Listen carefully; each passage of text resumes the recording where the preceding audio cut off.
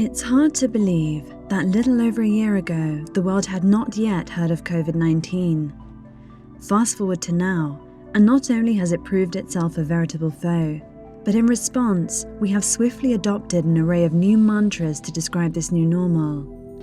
In no time at all, this new language of social distancing, lockdown, and save the NHS was adopted fervently and intensely to ensure maximum awareness and protection. We may have faltered at times, but we've all done our bit, and this, as strange as it may seem, is the focus of this programme. For a while, the world has grappled with these changes. There has been another, perhaps more pertinent change going on, which carries with it striking similarities to the virus. One born on the digital stage, and it's called digital transformation. Digital transformation affects everyone in every place of work, and I think we're seeing it in finance with the mass shift to home working as opposed to commuting to city locations. We're seeing that in manufacturing, in robotics, and in production, and then we're seeing it in things even in legal, where in fact draft documents can be produced in an automated fashion by systems as opposed to humans. So I think that transformation is affecting all industries in slightly different ways. Digital transformation really has multiple facets to it, but the thing that most people are familiar with is the ability for your customers or your suppliers to interact with you directly through some form of online channel, be that a mobile application or a web application. But behind that, a lot of people, they start off by trying to put that in place, and then they worry about how do you service those requests, and does it go from digital back to human, and that slows things down. So a digital transformation really encompasses not just that, but also getting all of your data and data infrastructure right so that you can respond rapidly and make decisions. Because today, people more and more are expecting an answer in real time. Digital transformation is nothing new. In fact, we've been living through it for decades. In the public sector, much of this transformation was yet to occur, but for many in the private sector, concepts like agile and remote working were in fact business as usual. Email very regularly is already there. Services like Exchange Online and Google Workplace transitioned to cloud for email very quickly, and in the early days it was less susceptible to performance bottlenecks and things, because it was a low bandwidth application to shift. To some extent, high availability is factored into the cloud. You've got a cloud service provider making sure that your applications and your data are available 24/7. With on-premise computing, your server infrastructure, your communications line, your storage, you had to build in high availability and resilience into your network. So the cloud, for most organizations, offers a much higher level of resilience and high availability. To better prepare for what changes are set to come, we must first understand the impact of COVID-19 and how it is driving innovation. The impact of COVID-19, well, I think it's put us on a war footing. I think the response, the attitude, the things that have happened are similar to the kind of action you would see during a war. Take any war. Take a war like the First World War. And the part that technology played in it. There it was, going along quite merrily, and then we went to war. People started off on horseback on a cavalry charge. They went into a trench. Tanks arrived, and then the know-how in how to use them strategically with that technology changed the course of the war, ended it, arguably. The same things happened in the last year. Technology has rapidly moved in that last year, and thank God, because the combination of just straightforward business technology as well as medical technology has rescued us from that war, or from that war footing. Admittedly, I think that pace may slightly be relaxed, but I think the general rapidity, the general transformation will continue. So COVID-19 has jumped us forward in about 5 to 10 years in terms of digital transformation.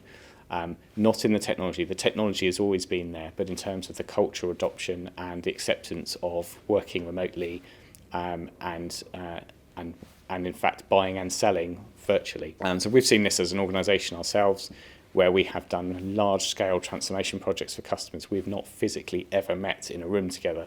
And so that is a huge step change. We're seeing millions of workers working from home who never worked from home before, and I think that shift will change more permanently going forward. Technology has been great in helping with the battle against COVID-19, both from a medical perspective, but also from the ability to keep businesses online and running. The old way of working has definitely changed forever. This is the new normal. We're here now. There will be a return to the office, but it will be different. Fewer people will return to the office than they did before, and fewer of us will work in the office 5 days a week for a set amount of hours. I think the office will become a more fluid environment. We will no longer have our own desks. We might need to book desk space, hot desks, when we want to attend the office. It will be a social place. It'll be a place to meet staff and clients and work collaboratively together. But businesses have invested heavily in remote working technology, secure remote working. Staff are going to want to utilise that.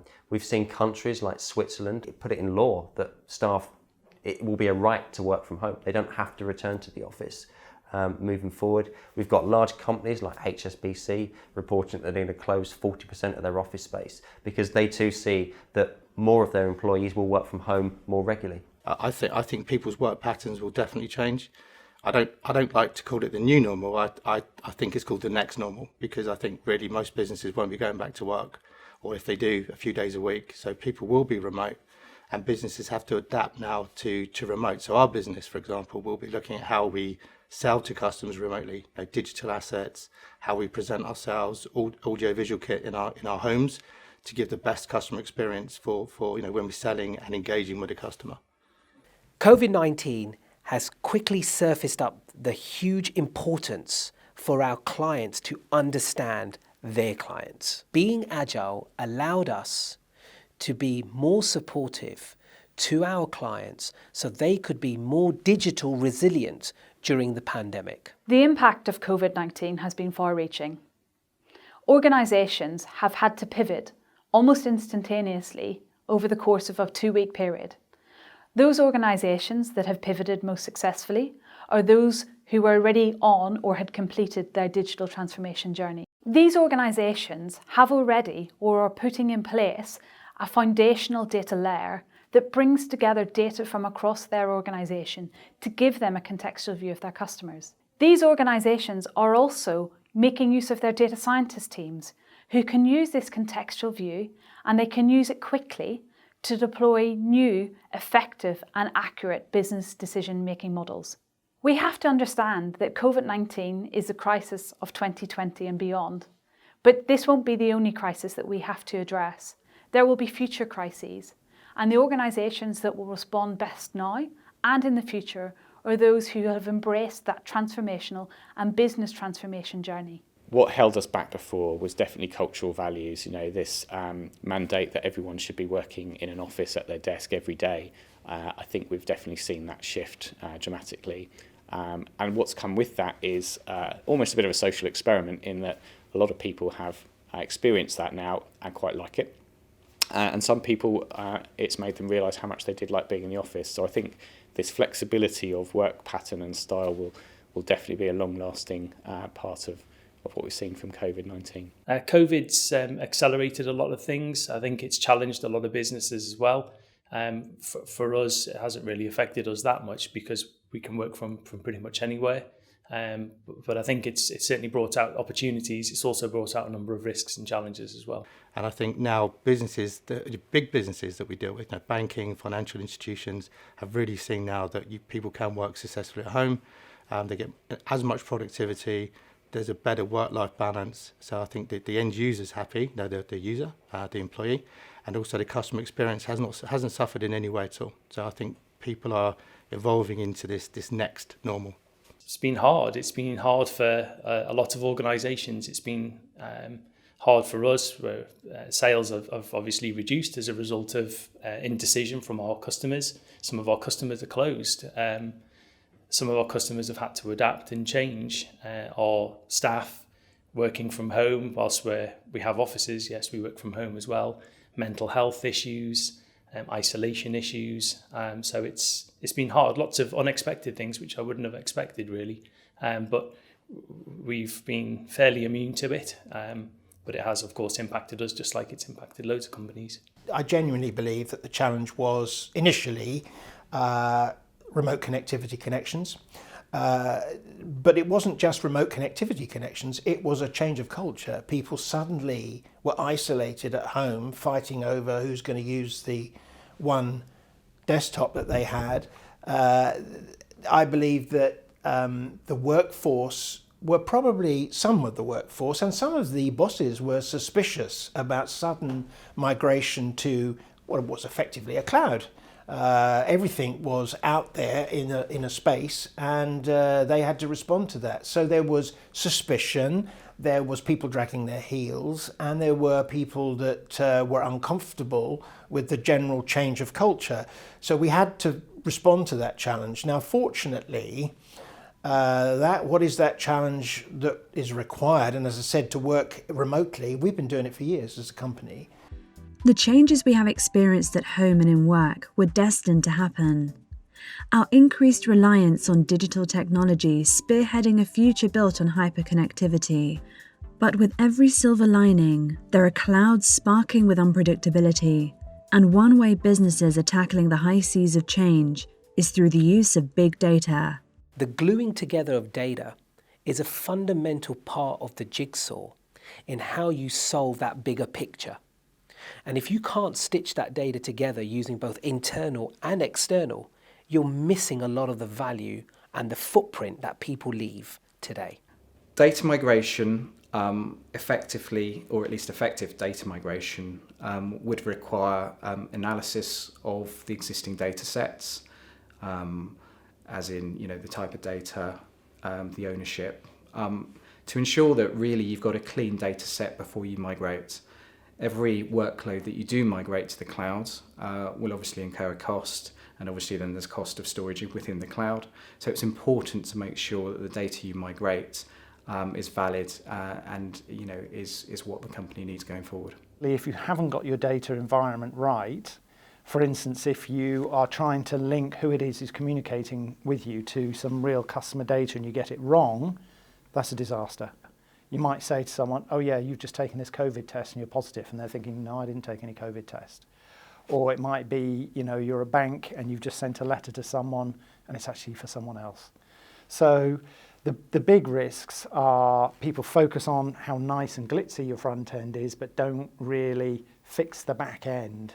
So you almost end up with the expression of lipstick on pigs. And if you do that, you're really destined to have a bit of a problem. To survive from this pandemic, the digital transformation will become a key component to any organization's strategy. As part of that digital transformation, data will be at the center. But without meaning, that data becomes irrelevant to decision making. Companies must invest in their data strategy.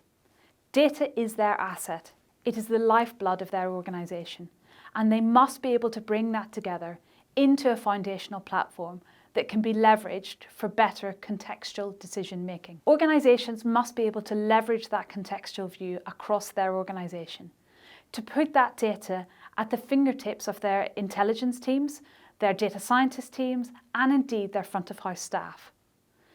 Through providing that data to all of these different areas, they will make better, more efficient and more effective business decisions. I think everyone needs to understand the value of data in a business, right from the top down, right across the business.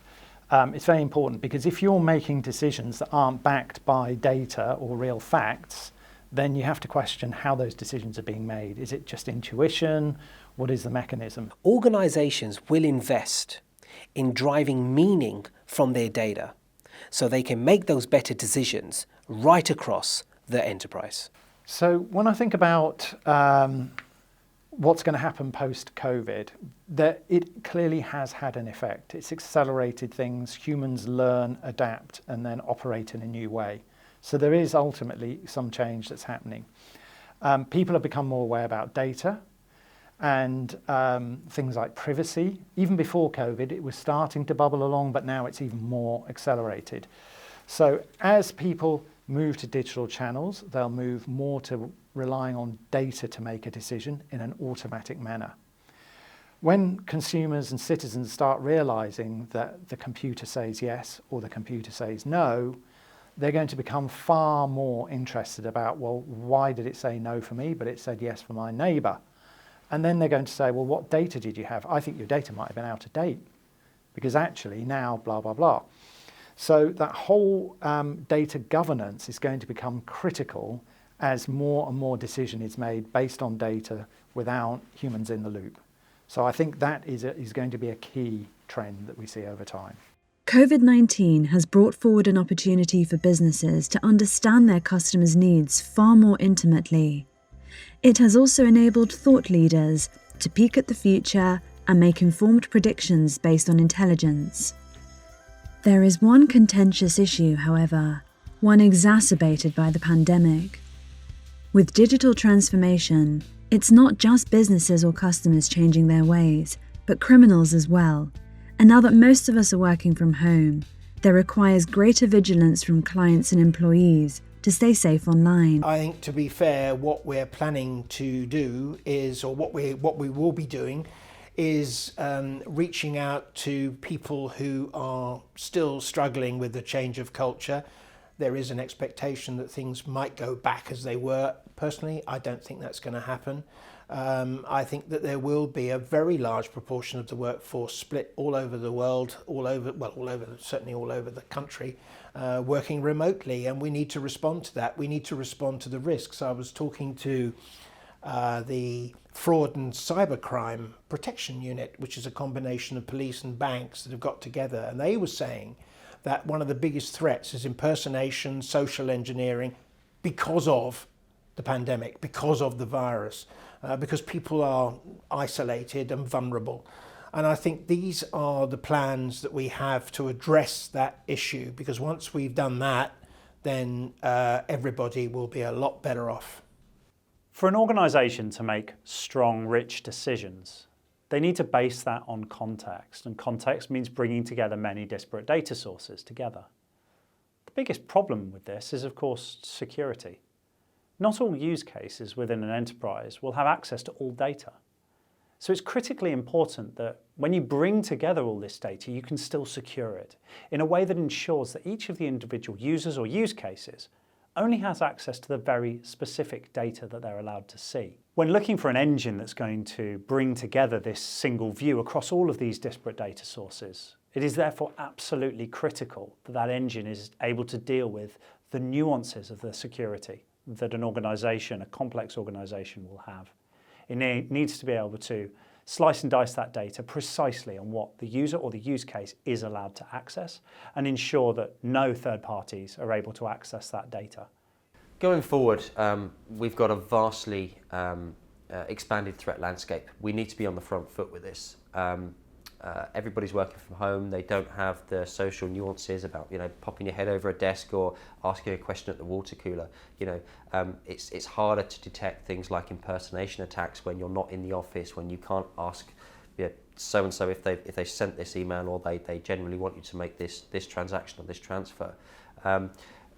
Responding to the as a service revolution, the cloud is going to be the biggest challenge for organizations. We've seen huge growth in this area over the last 12 months, but now the focus has to be on security. And with the right combination of security products to securing that cloud infrastructure, this can all be easily mitigated. Biggest threat we still see, especially with remote working, because people haven't got anyone to say, hey, how would I, what do I? They are literally in a bubble, is phishing. So we've seen a 600% increase in phishing attacks across the UK, across the world basically. And this is where people will send you a very carefully crafted email, that will look like an Office 365 password reset, will look like a delivery attachment, whatever. That will carry a payload, which will then, if it's good enough, it will trick most people. So we have to put provisions and systems in place, like a sandbox, which will allow, if you happen to open that attachment, if you happen to click on that link, It opens it into a sandboxed environment to make sure it is meant to be new what it's going to do, and it doesn't contain, a payload, that will do something destructive to your network or your PC. With working from home, security awareness training is fundamental. Make sure your users are aware of the threat landscape. They understand some of the risks that are out there, and make sure that they know where to go if they feel that they've been breached or something doesn't feel right. They know how to report that so that IT departments and security teams can mitigate that risk and take appropriate action.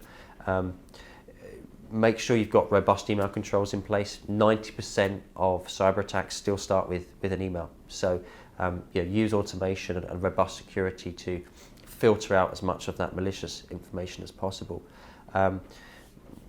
Reduce digital identities, more usernames and passwords to log into different applications and services, increases the repetition of passwords, increases users writing passwords down, leaving them exposed to other individuals or threat actors if they're written down in an unsecured text file or spreadsheet, etc. From a business point of view, implement a zero trust approach to your security. Always verify, never trust anybody. So if somebody's logging into an ad service or an application, make sure that device and that user is who they say they are, and verify that with additional factors. So maybe biometrics or a one-time password to double check the person signing in is the person signing in. No real successful criminal is actually hitting or violating the network on then day one and then day two, whatever he wants to do, ransomware or whatever. He's spending some time learning the behavior of people so that they build the trust, and then he can strike. And that is what you have to cope with, and it's being done in a very sophisticated way. Artificial intelligence is being used. Fortunately, on our side, we're getting pretty sophisticated in combating it. Text is a classic because people, you will get a text from someone saying, "Hey, your vaccine's available," and you click on the link, that will download, an asset or your command and control to your phone. If your phone has access to your network, if it did direct access or whatever, then that's another route into your address book, emails, propagation of email to your address book. So yeah, these hackers are very, very clever. As I said, the sophistication levels are huge. I mean, the way in which people are conned into fraud. So it could be ransomware, give us your money, or we'll reveal your data and breach every single code that you have. Or it could just simply be, we want money, or else we'll take your network down. It's usually money, and it's big money. I mean, there are obviously a lot of people, a lot of criminals that will just want 20 quid and then build up from there. 20 quid can very quickly become £20,000, of course. But on the other side, there's big money. The cloud is a shared responsibility platform. So Azure, AWS, whoever, they will give you effectively servers and infrastructure and comms connectivity in the cloud, but it's down to you as a business to make sure that the access to your data and everything is secure. So Microsoft or AWS or whoever the cloud provider is will not stop you putting an HR server internet facing. They won't stop you because that if you wanted to do that, then you can. But they provide the infrastructure, the ISO security, all the bubble around that. But if you design the network poorly, then you will expose your assets, and most breaches will come from poor configuration of a network for security. Yeah.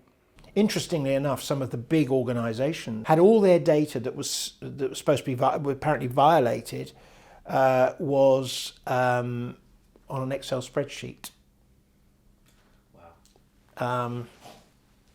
Now, there's some awareness building to be done there.